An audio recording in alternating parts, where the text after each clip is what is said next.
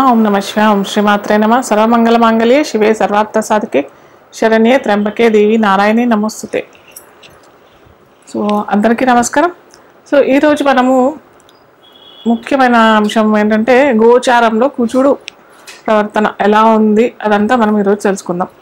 అయితే ఇక్కడ బాగా గమనించాల్సిన విషయం ఏంటంటే కుజుడు మనకి అక్టోబర్ 20వ తారీఖు నుంచి మనకి జూన్ 7, 2025 వరకు కుజుడు నీచలో ఉంటాడు. సో దీనివల్ల అటు మనకి దేశ గోచారము ఇబ్బందిగానే ఉంటుంది, పర్సనల్గా కూడా చాలా ఇబ్బందులు ఎదుర్కొనే అవసరాలు చాలా ఉంటాయి. సో ఇవన్నీ మనం ఎలా అధిగమిస్తాము, ఎలా మనము ఒక్కొక్క రాశి వాళ్ళు ఎలా చేసుకోవచ్చు, ఇదంతా కూడా చూసుకుందాం. కానీ ఇదేంటంటే చాలా పెద్ద లాంగ్, అంటే ఒక 6 నెలల కంటే ఎక్కువే మనకి కుజుడు చాలా ఆటుపోట్లు గురవుతాడు. ఏంటంటే అది ఏంటంటే ఇప్పుడు డిసెంబర్ 7 నుంచి కుజుడు వక్రీ అవుతాడు అనమాట. వక్రీ అయి సో మనకి జనవరి 20వ తారీఖు నుంచి మిథున రాశిలోకి వక్రీ అయి వెళ్తాడు అనమాట. సో ఈ లోపల మనకి ఇప్పుడు నుంచి అన్నాగా డిసెంబర్ 7 నుంచి వక్రీ అవుతాడు. ఒక రకంగా అంత మంచి ఫలితాలు ఇవ్వడు, అలాగే వక్రీ అయిన ఫలితాలు కూడా వస్తాయన్నమాట. సో ఎవరెవరికి ఈ విధమైన ఇబ్బందులు కలుగుతాయి అవన్నీ మనం డిస్కస్ చేస్తాము. కానీ ఏ విధంగా ఈ 6 నెలలు అంటే 7 నెలలు మనకి ఇబ్బందికరంగా ఉంటుంది అన్నది కూడా మనము దేశ గోచారంగా పరంగా అటు పర్సనల్గా పరంగా ఒక్కొక్క రాశి వారికి ఒక్కొక్క లగ్నం వారికి ఎలాంటి ఇబ్బందులు ఫేస్ చేయాల్సి వస్తుంది అదంతా మనం డిస్కస్ చేస్తాం. అయితే మనకి జనవరి 20 నుంచి చెప్పుకున్నాం కదా మిథున రాశిలోకి వెళ్తాడు అనేసి. మళ్ళీ అప్పటి నుంచి మనకి ఏప్రిల్ 3 దాకా ఇక్కడే ఉంటాడు. ఏప్రిల్ 3 నుంచి మళ్ళీ మనకి దీంట్లో కర్కాటక రాశిలోకి వచ్చేస్తాడు. కర్కాటక రాశిలో కూడా నీచలోనే ఉంటాడు. అలాగే అక్కడి నుంచి మనకి ఏంటంటే ఇది జూన్ 7 నుంచి మనకి సింహరాశిలోకి వస్తాడు. సో అప్పటి నుంచి కుజుడికి బలం చేకూర్చి బలం పుంజుకొని మళ్ళీ యథావిధిగా కుజుడు ఏ విధంగా ఒక వారియర్గా మనకి పరిచయం అయ్యాడు.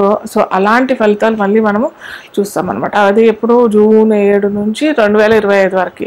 అయితే ఇక్కడ ఇంకొకటి గమనించాల్సిన విషయం ఏంటంటే ఇక్కడ కుజుడు నీచ అని అనుకుంటున్నాం, కానీ ఇక్కడ కుజుడు నీచభంగ రాజయోగం కూడా అయింది. అది ఎలా అంటే కుజుడికి ఉచ్చరాశి ఆయన ఆపోజిట్ మకర రాశి.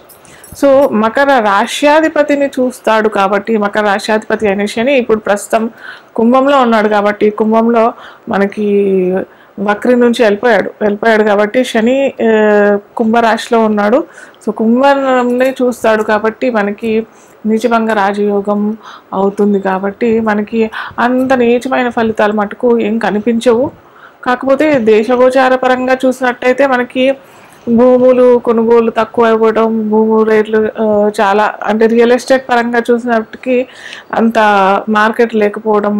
యాక్చువల్గా ఇంకోటి ఏంటంటే భూమికి సంబంధించిన వివాదాలు రావటము, కొన్ని ఆటంకాలు, కొన్ని విస్ఫోటకాలు కూడా జరగాల్సిన పరిస్థితి. కానీ ఇప్పుడు ఇంతకుముందు చెప్పుకున్నాం కదా నీచభంగ రాజయోగం అయ్యింది కాబట్టి ఇవన్నీ నలిఫై అయిపోతాయి అన్నమాట. సో ఇప్పుడు ఒక్కొక్క రాశికి ఎఫెక్ట్ ఎలా ఉంటుంది, ఏం చేసుకుంటే వాళ్ళు ఏం పరిహారాలు చేసుకుంటే కనుక వాళ్ళు చక్కగా వాళ్ళ జీవితాన్ని సరిదిద్దుకోవచ్చో చూద్దాం. కన్యా లగ్నం తెలియడానికి రాశి అని అనుకుంటే మనకి కన్యా లగ్నానికి అధిపతి బుధుడు అవుతాడు. సో ఈ బుధుడికి మనకి దీనికి కుజుడికి ఏం సంబంధం అన్నట్టయితే కుజుడు బుధుడికి ఈ కన్యా లగ్నం వారికి తృతీయాధిపతి అష్టమాధిపతి అవుతాడు. సో తృతీయాధిపతి అష్టమాధిపతి అయిన కుజుడు నీచలో పడడం ఇది స్పెసిఫిక్గా ఎక్కడ ఇబ్బంది అవుతుంది అని అంటే ఎవరైనా వివాహానికి ప్రయత్నం చేసిన వాళ్ళకి, లేదా ఆల్రెడీ వివాహం అయిపోయింది వారి జాతకంలో కూడా కుజుడు సరిగ్గా లేదు అని అంటే మటుకు ఖచ్చితంగా కొద్దిగా మ్యారిటల్ ఇష్యూస్ రావటానికి చాలా అవకాశాలు ఉన్నాయి. ఒకవేళ ఆల్రెడీ నడుస్తున్నాయి, మీ దాంట్లో ఇబ్బందులు నడుస్తున్నాయి, మ్యారిటల్ ఇష్యూస్ ఆల్రెడీ అవుతున్నాయి అని అంటే మటుకు కొద్దిగా ఓపిక పట్టండి. అగ్రెసివ్ డెసిషన్ తీసుకోవద్దు, కొద్దిగా ఓపిక పట్టండి. వీలుంటే కొద్దిగా దూరంగా ఉండటానికి ప్రయత్నం చేయండి. అలా అని మొత్తం దూరంగా ఏదో డైవర్స్ దాకా వెళ్ళిపోయి ఏదో చేసుకోవటానికి అలా ప్రయత్నాలు అయితే చేయకండి. అలాంటి విపరీతమైన డెసిషన్స్, అగ్రెసివ్ డెసిషన్స్, ఇమోషనల్ అయిపోయి అలాంటి డెసిషన్స్ మాత్రం తీసుకోవద్దు. ఎందుకంటే చెప్పా కదా, కుజుడు మనకి అష్టమాధిపతి కూడా అవుతాడు. వారి జాతకంలో, వారి పర్సనల్ జాతకంలో కూడా కుజుడు అలా నీచలో లేదా ఇంకేదన్నా ప్రాంతంలో, ఇంకేదన్నా హౌస్లో అంటే షష్టాష్టక వ్యయంలో ఉన్నట్టయితే అది ఎఫెక్ట్, ఇది డబుల్ ఎఫెక్ట్ అయిపోతుంది. డబుల్ ఎఫెక్ట్ అయిపోయి వీరి వివాహ వ్యవస్థలో కొద్దిగా ఆటంకాలు వచ్చే అవకాశాలు చాలా ఉంటాయి. అలాగే వివాహానికి ప్రయత్నం చేసే వారికి కూడా చాలా ఇబ్బందిగానే ఉంటుంది. సో మీరు ఏంటంటే మీరు ఏమైనా డెసిషన్ మేకింగ్ చేసే దాంట్లో కొద్దిగా ఆపండి. ఆగిన తర్వాత అంటే అట్లీస్ట్ ఒక ఫిబ్రవరి దాకా వెయిట్ చేయండి. ఫిబ్రవరి తర్వాత ఏదన్నా ఉంటే మీరు నిర్ణయం తీసుకోండి. అంతవరకు అయితే డెసిషన్స్ వద్దు.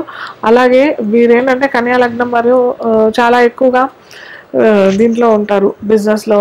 మిథున లగ్నం, కన్యా లగ్నం, ఇదేంటంటే తులా వాళ్ళు కూడా ఎక్కువగా బిజినెస్ రంగంలో ఉంటారు కాబట్టి ట్రేడింగ్ దానిలో ఎక్కువగా నేను చూస్తుందంటే నా అనుభవంలో మటుకు ట్రేడింగ్లో ఎక్కువగా ఉంటారు వీళ్ళు. సో మీరేంటంటే భూమి ఏమంటారు భూములు కొనటం అలాంటి దాంట్లో స్పెసిఫిక్గా రియల్ ఎస్టేట్ రంగంలో ఉన్నట్టయితే కొత్తగా అయితే భూములు కొనుగోలు చేయొద్దనే చెప్తాను. అలాగే ఇదేంటంటే బంగారం కూడా కొనకండి.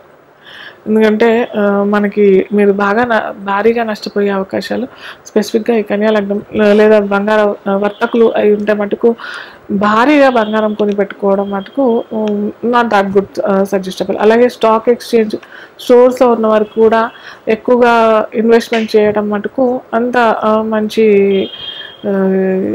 డెసిషన్ అయితే కాదు. సో ఇవన్నీ నేను చెప్పినవి కొద్దిగా మీరు ధ్యాస పెడితే మటుకు ఖచ్చితంగా మంచి ఫలితాలే వస్తాయి. సో మనకి కుజుడు నీచలో ఉన్నాడు. చాలామంది నన్ను ఇన్ జనరల్గా అడిగేది ఏంటంటే, ఇంట్రెస్టింగ్ టాపిక్ ఇప్పుడు మనకు వచ్చేది ఏంటంటే రెమెడీస్ పార్టీ ఏం చేసుకోవాలి, ఎలా చేసుకోవాలి, ఏం చేసుకుంటే మనకి ఈ 6 నెలలు 7 నెలలు మనకి కుజుడు భయభ్రాంతులకు గురి చేస్తాడు కాబట్టి కొద్దిగా రిలీఫ్గా ఉంటుంది అని చాలామంది అడుగుతున్నారు. సో ఇప్పుడు మనకి కార్తీక మాసం, నెక్స్ట్ వచ్చేది ధనుర్మాసం, ఆ తర్వాత వచ్చేది సంక్రాంతి టైంలో పుష్యమాసం కాబట్టి కొద్దిగా ఏంటంటే ఈ 3 నెలల్లో మనకి దక్షిణాయనంలో వస్తుంది. మనకి సంక్రాంతి, మకర సంక్రాంతి దాకా మనకి దక్షిణాయనం వస్తుంది కాబట్టి సో ఈ 3 నెలల్లో ఎంత అధిక ఫలం దానం చేయటానికి ప్రయత్నం చేయండి. ఏమి చేయాలి అది నేను చెప్తాను. సో కొద్దిగా ఎక్కువగా మనకి నేను ఇంతకుముందు అన్ని రాశులకు ఒక్కొక్క రాశికి ఏ రాశుల వాళ్ళు దానం చేసుకుంటే బాగుంటుంది లేదా ధారణ చేసుకుంటే బాగుంటుంది అనేసి క్రితం వీడియోస్లో చెప్పాను. సో మీరు ఏంటంటే ఇక్కడ మనకి ఇది నేను చెప్పేది ఏంటంటే కొద్దిగా జూన్ దాకానే చేసుకోండి. నేను చెప్పాను కదా అని ప్రతిదీ అందరూ లైఫ్ లాంగ్ చేసుకుంటా అంటే సరికాదు. సో కొద్దిగా కందులు దానం చేసుకోవడానికి ప్రయత్నం చేయండి. ఎరుపు మందారాలు స్వామికి, శివుడికి అర్పణ చేయడానికి ప్రయత్నం చేయండి. సోమవారం, మంగళవారం ఇది చేయడానికి ప్రయత్నం చేయండి. గులాబీలు పెడతట్టయితే మటుకు మంగళవారం చేస్తే చాలా మంచిది. అలాగే మనకి ఇది కార్తీక మాసంలో మనకి పౌర్ణమి కూడా కృత్తిక నక్షత్రం వస్తుంది. కార్తికేయ స్వామి కుజుడికి అతిదేవత ఎవరు అని అంటే మనకి సుబ్రహ్మణ్య స్వామి. సో ఈ కార్తీక పౌర్ణమి రోజు కూడా మీరేమన్నా ఈ ఎరుపు రంగు వస్తువులు లేదా వస్తువులు అని అంటే మీకు ఏమన్నా చేసుకోవచ్చు. అంటే అమ్మవారి గుళ్ళో గాజులు, ఎరుపు రంగు గాజులు కూడా ఇవ్వచ్చు. సో గాజులు ఇవ్వచ్చు. ఏమంటారు వాళ్ళ బ్యాండ్స్ అని వస్తున్నాయి కదా, సో ఆడపిల్లలకి బ్యాండ్స్ ఇవ్వండి. ఇలాంటివన్నీ చేసుకోవచ్చు. కందులు మాత్రం మీరు చేసుకునే దాంట్లో పెట్టేసుకోండి. ఎంత చేసుకోవాలి అని కూడా చాలామంది అడుగుతుంటారు. సో మీకు తాహత్తుగా ఎంత తాహత్ ఎంత చేసుకోవాలి. ఇప్పుడు నేను నెలకు 10 లక్షలు సంపాదిస్తాను, ఓ పావు కేజీ డొనేట్ చేస్తాను అంటే అది కరెక్ట్ కాదు.